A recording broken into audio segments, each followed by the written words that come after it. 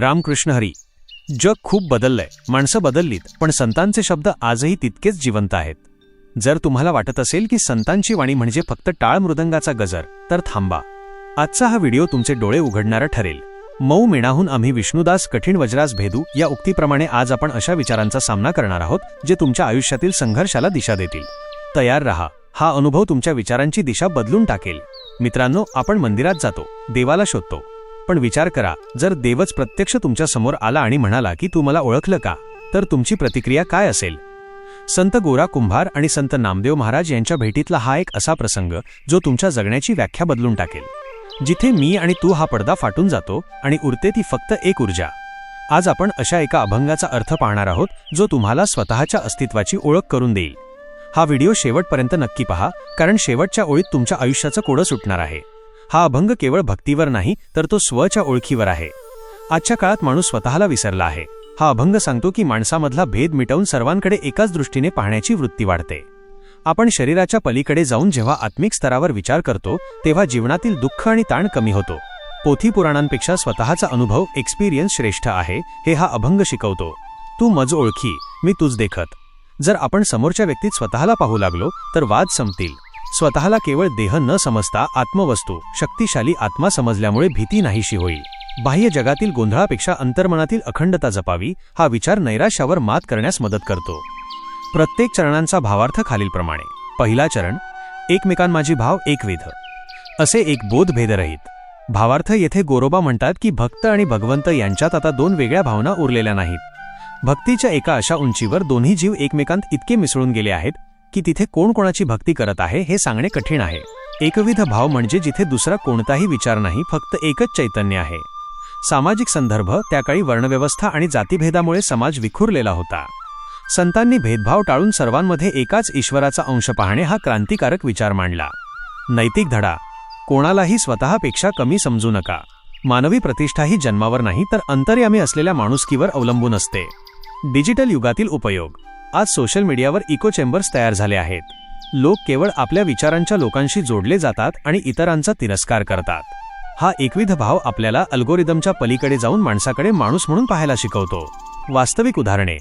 ट्विटरवर दोन भिन्न राजकीय विचारधारांचे लोक जेव्हा एकमेकांना ट्रोल न करता समोरच्या व्यक्तीच्या मताचा आदर करून संवाद साधतात, तेव्हा तिथे भेदरहित बोध दिसतो. जेव्हा एखादा देश संकटात असतो, उदाहरणार्थ तुर्कीतील भूकंप, तेव्हा धर्म आणि सीमा विसरून संपूर्ण जगातून जी मदत येते ती एकविध भावाचे उत्तम उदाहरण आहे. समजा साखरेने पाण्याला विचारले की तू कोण आणि मी कोण, पण साखर पाण्यात विरघळल्यावर पाणी गोड होते आणि साखरेचे अस्तित्व पाण्यात सामावून जाते. आता त्यांना वेगळे करता येत नाही. तसेच जेव्हा भक्त भगवंताच्या प्रेमात पूर्णपणे विरघळतो, तेव्हा त्यांच्यातील भेद, तफावत संपून जातो. हाच तो भेदरहित बोध आहे. दुसरा चरण, तू मज ओळखी, तू मज ओळखी, मी तुझ देखत आत्मवस्तू. भावार्थ, हा चरण अत्यंत गूढ आहे. इथे गोरोबा विठ्ठलाला सांगत आहेत की तू मला देह म्हणून ओळखू नकोस, तर तुझाच अंश म्हणून ओळख. जेव्हा आपण आरशात पाहतो तेव्हा आपल्याला स्वतःचेच प्रतिबिंब दिसते. तसेच देव जेव्हा भक्ताकडे पाहतो तेव्हा त्याला स्वतःचेच रूप, आत्मवस्तू दिसले पाहिजे. मी तुलाच पाहत आहे आणि तू मलाच ओळखत आहेस, याचा अर्थ असा की पाहणारा आणि पाहिला जाणारा दोन्ही एकच आहेत. सामाजिक संदर्भ. संत परंपरेने माणसाच्या बाह्य रूपापेक्षा त्याच्या आतील गुणांना आणि आत्म्याला महत्त्व दिले. शूद्र समजल्या जाणाऱ्या जातींमधील संतांनीही मी सुद्धा ब्रह्म आहे असे ठणकावून सांगत सामाजिक आत्मसन्मान जागवला. नैतिक धडा. स्वतःची ओळख आणि इतरांची ओळख केवळ हुद्दा, संपत्ती किंवा जातीवरून करू नका. समोरच्या व्यक्तीमधील दैवी अंश ओळखणे हाच खरा नैतिक विकास आहे. डिजिटल युगातील उपयोग. आज इंस्टाग्राम सारख्या प्लॅटफॉर्मवर केवळ दिसण्याला, फिजिकल अपिअरन्स महत्त्व आले आहे. यामुळे तरुण पिढीत न्यूनगंड निर्माण होत आहे. हा चरण शिकवतो की खऱ्या ओळखीसाठी फिल्टर्सची गरज नाही, तर आत्मवस्तू शोधणे महत्त्वाचे आहे. वास्तविक उदाहरणे. एखादा शारीरिकदृष्ट्या अक्षम व्यक्ती जेव्हा जागतिक स्तरावर यश मिळवतो, तेव्हा जग त्याला त्याच्या देहावरून नाही, तर त्याच्या आत्मशक्तीवरून ओळखते. नाव न सांगता, प्रसिद्धी न मिळवता जेव्हा एखादा श्रीमंत व्यक्ती एखाद्या गरजू विद्यार्थ्याचे शिक्षण पूर्ण करतो, तेव्हा तो स्वतःच्या अहंकारापेक्षा समोरच्याच्या आत्मवस्तूला महत्त्व देत असतो. एक कलाकार जेव्हा एखादी मूर्ती घडवतो तेव्हा सुरुवातीला तो दगड असतो, पण पूर्ण झाल्यावर कलाकाराला त्या मूर्तीत स्वतःची कला आणि स्वतःचा आत्मा दिसू लागतो. भक्त जेव्हा आत्मज्ञानी होतो तेव्हा तो देवाला म्हणतो, देवा, माझ्याकडे बघताना तुला मी नाही, तर तुझेच चैतन्य दिसावे. तिसरा चरण, आत्मवस्तू देही बोलता लाज वाटे. अखंडता बिघडे स्वरूपाची. भावार्थ, हे तत्वज्ञानाचे शिखर आहे. गोरोबा म्हणतात की मी ब्रह्म आहे किंवा माझ्या देहात आत्मा आहे. असे शब्दांत सांगणे सुद्धा चुकीचे वाटते, कारण शब्द वापरले की तिथे मर्यादा येते. अखंडता म्हणजे जे कधीच तुटत नाही. जर मी म्हटले की माझ्या देहात आत्मा आहे, तर याचा अर्थ असा होतो की देह वेगळा आणि आत्मा वेगळा. हे द्वैत निर्माण करते. जे तत्व संपूर्ण विश्वात भरून राहिले आहे त्याला एका शरीराच्या चौकटीत मांडणे म्हणजे त्या अखंड स्वरूपाचा अपमान करण्यासारखे आहे. सामाजिक संदर्भ. समाजात जेव्हा आम्ही आणि ते अशी विभागणी होते तेव्हाच दंगली आणि द्वेष पसरतो. संतांनी ही अखंडता टिकवून धरण्यासाठी द्वैत नाकारले. नैतिक धडा. आपण सर्व एकाच निसर्गाचा भाग आहोत. दुसऱ्याचे नुकसान करणे म्हणजे स्वतःचेच नुकसान करणे होय. हा पर्यावरणात्मक आणि सामाजिक नैतिकतेचा धडा इथे मिळतो. डिजिटल युगातील उपयोग. सायबर बुलिंग करताना लोक विसरतात की ज्याला आपण त्रास देत आहोत तोही आपल्यासारखाच माणूस आहे. ही अखंडता समजली तर द्वेषपूर्ण कमेंट्स आपोआप थांबतील. वास्तविक उदाहरणे. एखादा माणूस जेव्हा झाड लावतो किंवा प्रदूषण टाळतो तेव्हा तो निसर्ग आणि स्वतःमधील अखंडता पाळत असतो. तो निसर्गाला स्वतःहून वेगळे मानत नाही. जेव्हा एखादी कंपनी ग्राहकाचा डेटा केवळ नफ्यासाठी न वापरता ग्राहकाच्या हक्कांचा स्वतःच्या हक्कांसारखाच सन्मान करते, तेव्हा ती व्यावसायिक अखंडता पाळत असते. आकाशाला आपण खिडकीतले आकाश किंवा दरवाजातले आकाश म्हणू शकत नाही. आकाश हे अखंड आहे. जर आपण त्याला खिडकीच्या चौकटीत मोजण्याचा प्रयत्न केला तर आपण आकाशाच्या विशालतेचा संकुचित अर्थ काढतो. तसेच आत्मतत्व हे देहाच्या पलीकडचे आहे. ते सांगताना शब्दांची मर्यादा पडते. चौथा चरण म्हणे गोरा कुंभार अनुभवाचा ठेवा. प्रत्यक्ष नामदेवा भेटलासी. भावार्थ, शेवटच्या चरणात गोराबा या अद्वैत अनुभूतीची साक्ष देतात. हा केवळ पुस्तकी विचार नाही तर हा अनुभवाचा ठेवा आहे.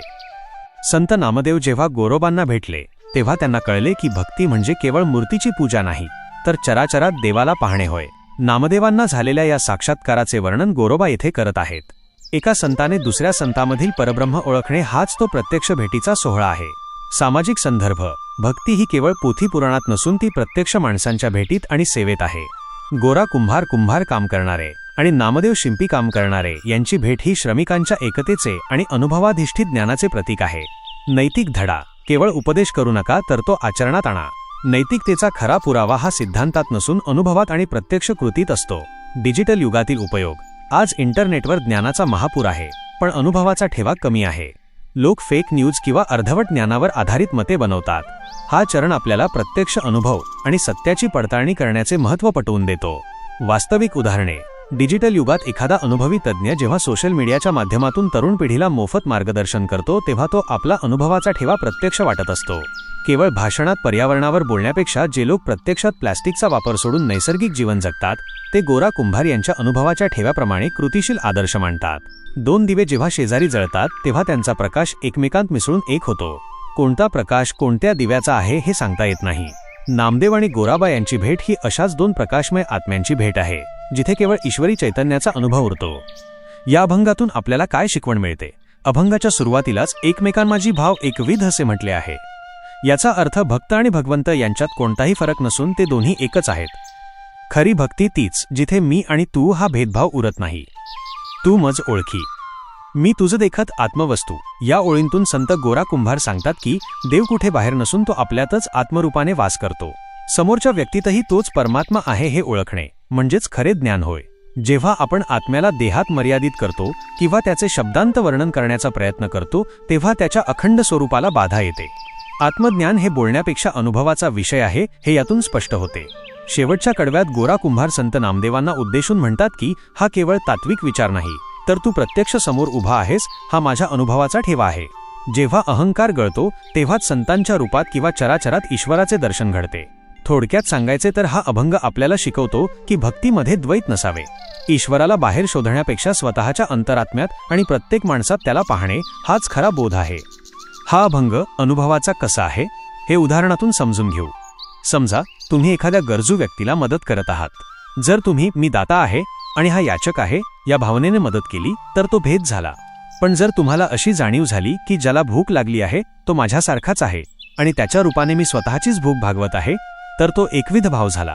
ज्याप्रमाणे सोन्याचे अनेक दागिने असले तरी त्यात सोने एकच असते किंवा लाटा अनेक असल्या तरी पाणी एकच असते, तसा अनुभव जेव्हा साधकाला व्यवहारात येतो तेव्हा हा अभंग अनुभव बनतो.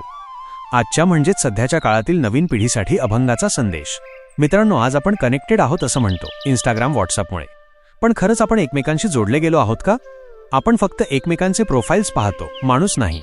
संत गोरा कुंभार 700 वर्षांपूर्वी एक भन्नाट संकल्पना मांडून गेलेत, जिला आपण आज युनिव्हर्सल एनर्जी किंवा वननेस म्हणू शकतो.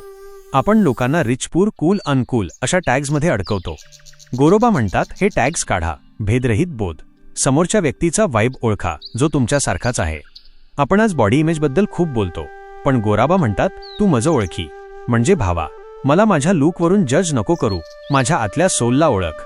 जेव्हा तुम्ही स्वतःला शरीराच्या पलीकडे पाहता, तेव्हा तुमचा कॉन्फिडन्स वेगळ्या लेव्हलला जातो.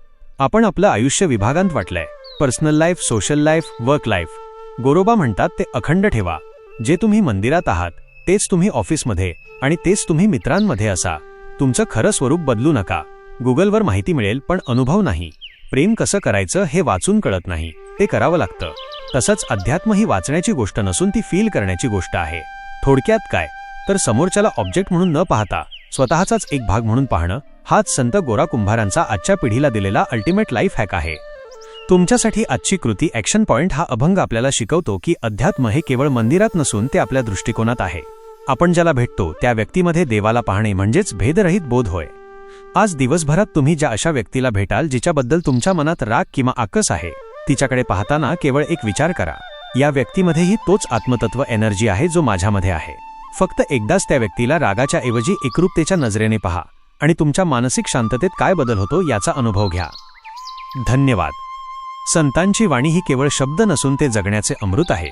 भावार्थ संतवाणीच्या माध्यमातून हाच अमृतकण तुमच्यापर्यंत पोहोचवण्याचा माझा छोटासा प्रयत्न आहे. तुमची सोबत अशीच राहू द्या. कमेंटमध्ये रामकृष्ण हरी लिहायला विसरू नका. पुंडलिक वरदा हरी विठ्ठल. श्री ज्ञानदेव तुकाराम. पंढरीनाथ महाराज की जय.